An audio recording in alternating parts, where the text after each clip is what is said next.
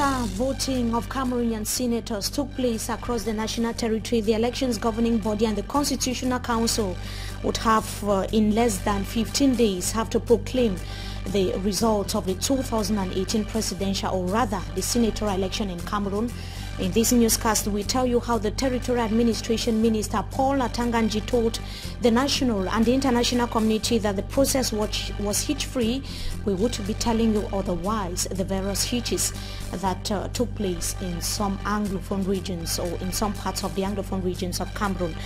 Also ahead, France cautions its citizens against traveling to the English-speaking parts of Cameroon as the socio-political crisis persists.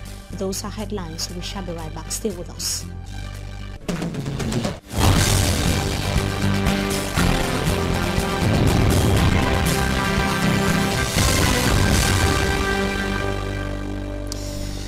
Good evening to you, ladies and gentlemen. You're watching the primetime newscast on Equinoxe television. We thank you for joining us. The Constitutional Council in Cameroon has less than 15 days to publish the results of the senatorial election that took place yesterday, the 25th of March 2018, across the national territory. The results are now being compiled at the regional levels, after which they would be forwarded to the National Vote Counting Committee. The Director of Elections Cameroon, in a meeting with the press yesterday in the nation's capital, indicated that the participation rate was at some 97.36%.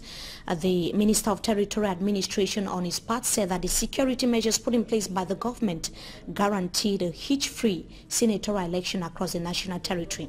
Now, is the Minister of Territorial Administration, Paul Atanganji, sending signals of full administrative influence over elections across the national territory? The question was provoked by the press statement of Minister Paul Atanganji on the election that took place yesterday in Yaoundé. His press statement is in contradiction to happenings in some parts of the country, especially in the two English-speaking regions of Cameroon. Our reporter Babla Jonathan tells us more in this story.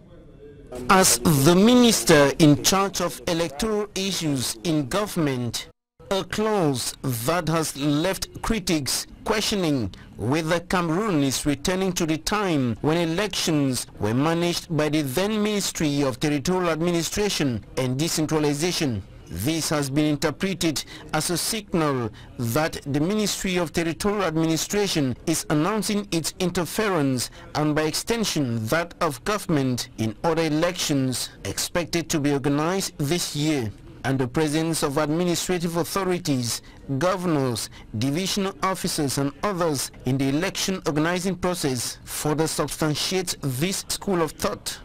Another controversial side of Minister Atanganji Paul's press statement concerns the unfolding of the election.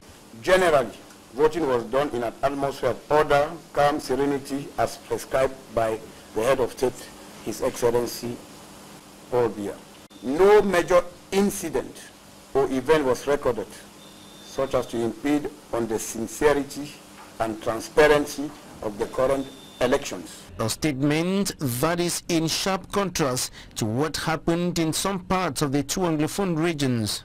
It ignores tensions and incidents recorded in some parts of the northwest and southwest regions. A case in point is the discovery of a secret camera in government bilingual nursery and primary school in Mbengui, one of the polling stations in the northwest region. I had cast my vote.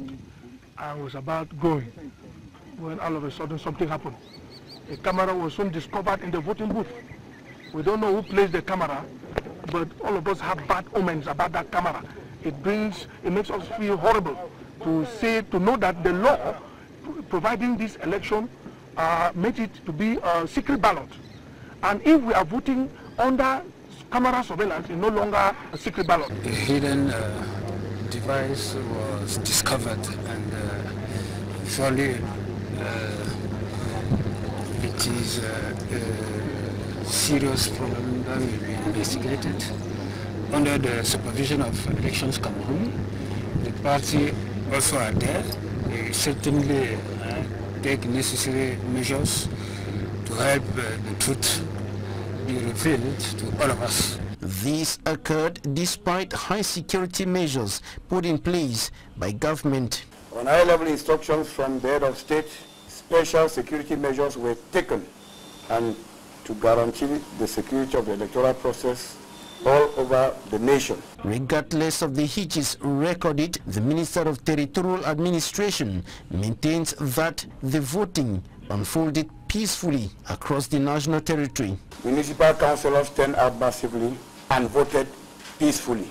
For the current elections, this ministry granted 3,723 observers. 3,309 were national observers, while 414 international observers. We are waiting for their report. The result will be published by the Constitutional Council within a deadline of 15 days. Officials at the elections governing body admitted that there were some hitches, especially in the northwest and the southwest regions of Cameroon. Let us now see how the atmosphere was on the election day in the southwest regional headquarters of Boya, where taxi drivers, motorbike riders and traders defied the orders of the southwest governor and went about the activities normally. That was yesterday. The security measures put in place by Governor Bernardo Bilai on the day of the senatorial election were simply partially respected. Derijato tells us more in the following report. Boya Subdivision, March 25, 2018, the day for the senatorial elections in Cameroon. There is no polling station in Boya, but Boya, hosting the southwest regional capital, is at the center of the senatorial elections at the level of the region. It is afternoon here and the town is seemingly alive. The Southwest Governor's communique prohibiting movement of persons and vehicles as a security measure ahead of the senatorial elections is partially respected here. Some commercial bikers who came out on the road revealed that the news of the communique signed the eve of the elections got to them too late, and they had already planned to go out and fend for their families this Sunday. Now hungry now don't make we come on here now, so if we don't move here now, only thing we parent talk, we don't come out. But hungry don't move people, huh? We don't fish, your job not there. They will find people job. I think that on another way we talk. Yes.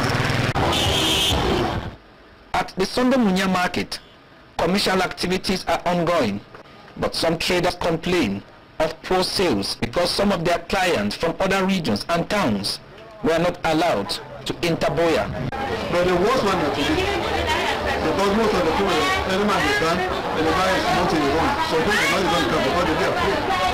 Say the election. And 60 million at the money, 6 months, I'm not even get money. Yes.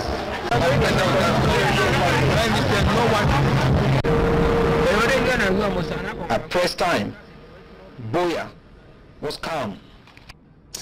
And yesterday, it was a chaotic atmosphere in Bangem, the chief town of Kupe-Manengoba division of the southwest region of Cameroon, where there was gun battle between security forces and some armed civilians. It was a similar atmosphere in Bello, in the Boyo division of the northwest region of Cameroon, where several councillors had to flee to the bushes when the armed civilians appeared and opened fire. It lasted for several hours, and it should be noted that with regards to the socio-political unrest in the two Anglophone regions of Cameroon, as we said earlier in this newscast, the French ambassador to the country has cautioned French citizens against traveling to the English-speaking parts of Cameroon hit by the socio-political crisis. On the website of the French embassy and the Twitter page of the French ambassador, the northwest and the southwest regions of the country were described as unsafe areas for French nationals. Gilles Thibault said that if French citizens must travel, they should avoid tense areas like Kumba, Meme Division, Ekondo Titi, Mundemba, Ekok, Mamfe. Those are localities in the southwest region of Cameroon. They should respect all security measures put in place by administrative authorities and the curfew, as well as avoid public manifestations and movements at night. We would be telling you more on that in our subsequent newscast. On to something else. An electric pole has collapsed in Bafang, a locality in in Onkam division of the West region, and it is threatening the lives of local inhabitants. It is reported that a child sustained severe injuries recently as a result of the situation. Local inhabitants are calling for the energy supply company to react as far as the situation is concerned. Our reporter Rabiatu Aliyu tells us more in this report. At the center of this roundabout in Bafa Onkam division is a collapsed electric pole perturbing movement and commercial activities.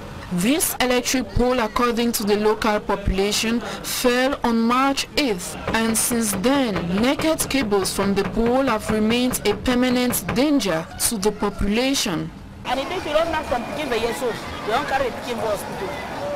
Say the past me, I beg, if I as you don't come, so me can't help with you. This electricity pole causes accident. A child sustained injuries after falling here and was rushed to the hospital. The electric pole causes accident, especially at night, because drivers don't see it. This is a very populated and active place. It is very risky. The electricity supply company is yet to react more than 2 weeks after the incident occurred. Locals are complaining that the lives of children are at stake.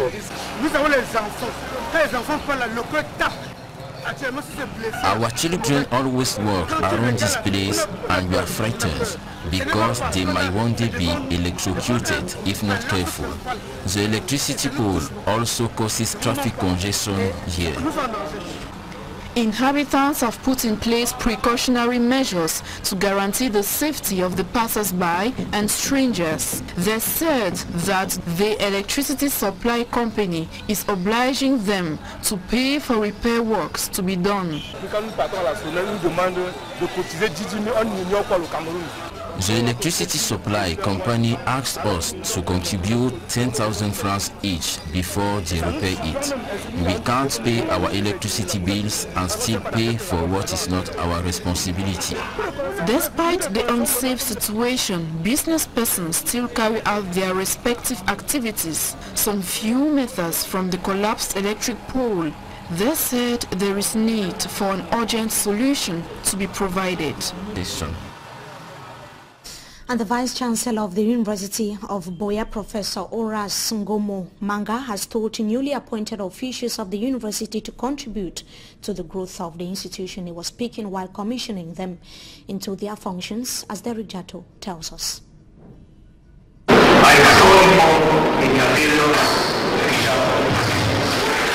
87 in total, the newly appointed officials of the University of Boya have been installed in their functions here at Dorothy Lumumba Njoma's Amphitheater, and before the entire university family, the officiating officer, Professor Horace Ngomo Manga, Vice-Chancellor of the University of Boya, challenged the newly appointed Vice Deans, Head of Department, faculty officers and service heads to be loyal, assiduous and respect hierarchy, for they will be expected to inject new dynamism for the betterment of UB. The installation ceremony also witnessed the commissioning of the University of Boya Support Staff Delegate to work from 2018 to 2020.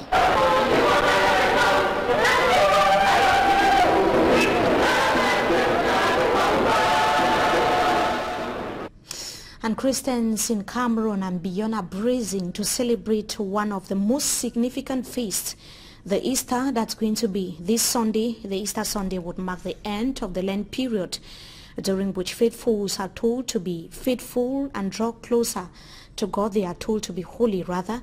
In Kumbo of the Bui Division, Northwest region of Cameroon, the people have been told to reflect on the sufferings and sacrifice of Jesus Christ. Clergymen are also praying for peace to reign and an urgent solutions to the Anglophone crisis to be provided. Let's now have an excerpt of Reverend Father Elvin Saikila Wanyu. He is the priest of the Kumbo Diocese in the Bui Division, Northwest region of Cameroon. He was speaking to our reporter on the ground, Chris Confon. He's coming back to the significance of the Palm Sunday and the Holy Period. Take a listen. Palm Sunday is the day on which Christians commemorate the entry of Jesus into Jerusalem in triumph acclaimed as king, not just any kind of king, a humble and meek king. And of course, Palm Sunday cannot be separated from the second part of the week, which it begins, called Holy Week, referring to the days of Holy Thursday, Good Friday, Easter, Saturday, because the reason Christ entered Jerusalem was to suffer and to die. And so it is the beginning of very important celebrations in the Catholic Church. In fact, the most important celebrations that build up to the Easter Vigil, which is the greatest of all the vigils, and Easter Sunday, which is the greatest of all the feasts in the Catholic Church. The Church, as the body of Christ and as custodian of the gospel and of truth, has asked the population and the government to do what is proper, and especially asking the government to go to the root of the problem. And after pushing that far, the hierarchy of the Catholic Church requested that Christians should offer prayers, ceaseless prayers, especially during this period of Lent. And in addition, we must be ready to forgive after the manner of Jesus. It's a complicated situation, but it is a radical situation, which means that the difficulties we have some roots, which, if the solutions we seek to offer do not go back to the roots of the problem, we're just going to keep pruning it until it becomes a monster. Meantime, the Pope has urged young people not to allow the older generations to silence their voices or ideas. That was the message, or his message, to Catholic Christians as they began the Holy Week leading to Easter Sunday. Let's have the details with Oro News. As he led the world's Roman Catholics in Palm Sunday celebrations, Pope Francis suggested Jesus was the original target of false public spin, or as we like to call it, fake news. The Palm Sunday Mass opened a busy week for the Pontiff, which will culminate in the traditional Holy Thursday Mass, Good Friday service, Easter Vigil, and then the Easter Sunday Mass. He also urged young people not to keep quiet about their faith and their dreams. E sta a voi non restare zitti. Dear young people, you have it in you to shout. It's up to you not to keep quiet, even if others keep quiet. If the older people and leaders keep quiet. If the whole world keeps quiet and loses its joy. I ask you, will you cry out? Please, make that choice. Before the stones themselves cry out. We continue with news out of Cameroon. Egyptians went to the polls today. The incumbent Abdel Fattah al-Sisi has voted in an election which is widely expected to return him to power. Polls will be open for 3 days, and the president, Sisi, has urged Egyptians to massively take part in the voting process. Details once again with Oro News. Egypt's incumbent President Abdel Fattah al-Sisi has cast his vote in an election which is widely expected to return him to power. Polls will be open for 3 days, and Sisi has urged Egyptians to go and vote, hinting he sees the election as a referendum on his 4-year rule. Earlier Monday, dozens of people queued up to vote in and around Cairo, but not in great numbers. Sisi's sole challenger is Musa Mustafa Musa, a long-time Sisi supporter widely dismissed as a dummy candidate. Musa's GAD party had actually endorsed Sisi for a second term before he emerged as a last-minute challenger. Many Egyptians see Sisi as vital to stability in a country where unrest since 2011 has hurt the economy. Critics say he's presided over Egypt's worst-ever crackdown on dissent and have dubbed the vote a charade. And in sports, we talk football. The national football team of Cameroon surprisingly plucked a big win over an unexperienced team, that is Kuwait, over the weekend. The encounter took place at the Kuwait City in the international friendly. Cameroon, after several Euros, managed to win 3-1, which called for celebration, as innocent as it tells us in this report.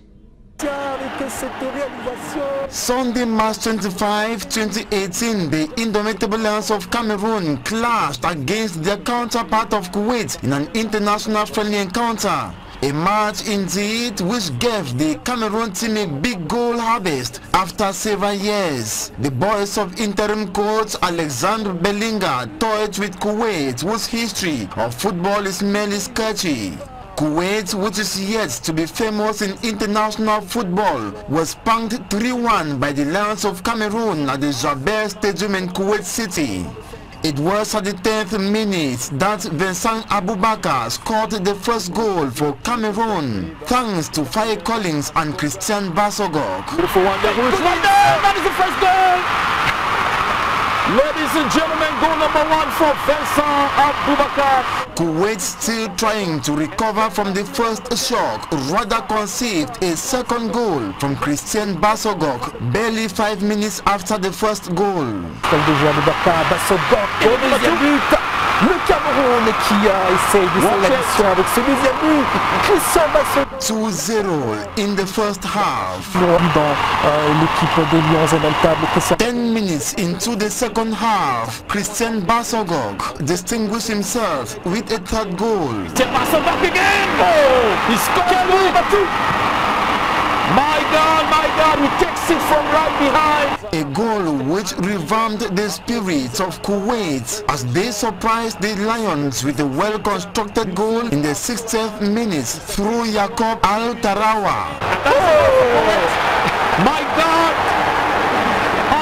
The remaining 30 minutes was insufficient for Kuwait to equalize at home as the Lions stood fearful.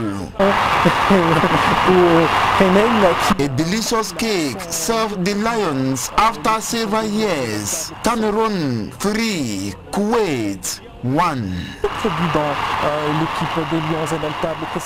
And that brings us to the end of this edition of the Primetime Newscast on Equinoxe Television. Viewers, we thank you for joining us. As usual, wishing you a blessed day in the company of our programs. Until we meet again, goodbye.